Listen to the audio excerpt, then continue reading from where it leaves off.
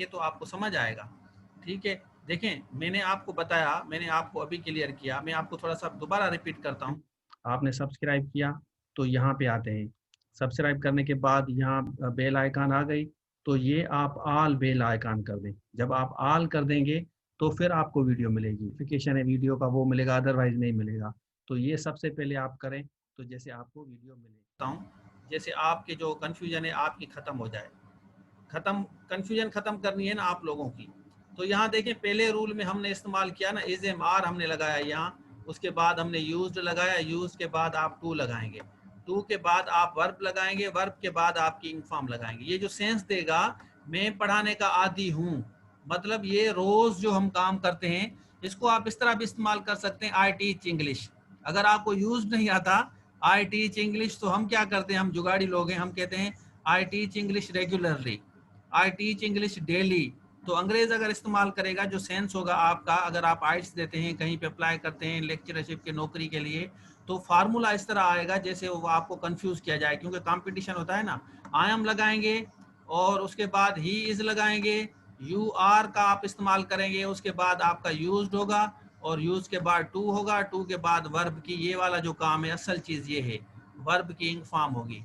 तो वर्ब की इंग फॉर्म यहाँ पे आपको मिलेगी। यहाँ देखिए, यहाँ टीचिंग लगाया है हमने, उसके बाद आप ऑब्जेक्ट लगाएंगे, ऊपर वाला आपका रूल नंबर 1 फार्मूला है।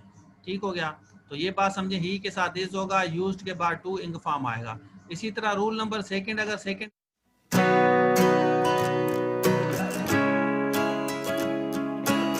की हम बात करेंगे, तो पास्ट कंटिन्यूअस का सेंस देता है आपका।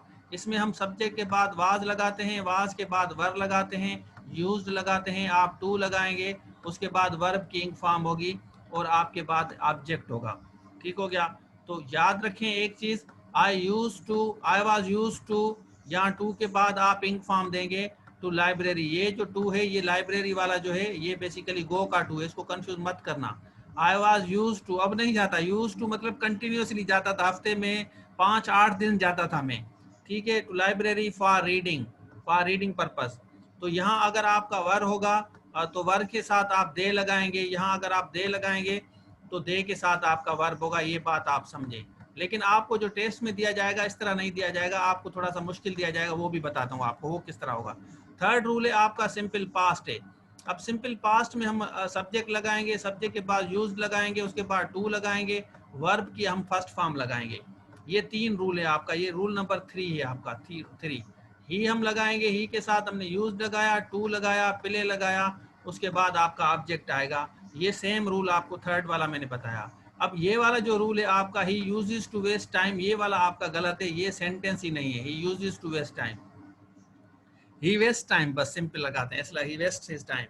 ठीक है, मोबाइल इज यूज्ड, ये आपका जो है पैसिव वॉइस है, मोबाइल इस्तेमाल की जाती है, मोबाइल इज यूज्ड, ये यूज जो है, mobile is used, mobile is operated, computer is operated, जैसे मैंने लिखा ना, मोबाइल इज यूज। तो ये आपके 3 फार्मूले हैं, बिल्कुल आसान फार्मूले हैं, मेरे ख्याल में आपको समझ आ गया होगा।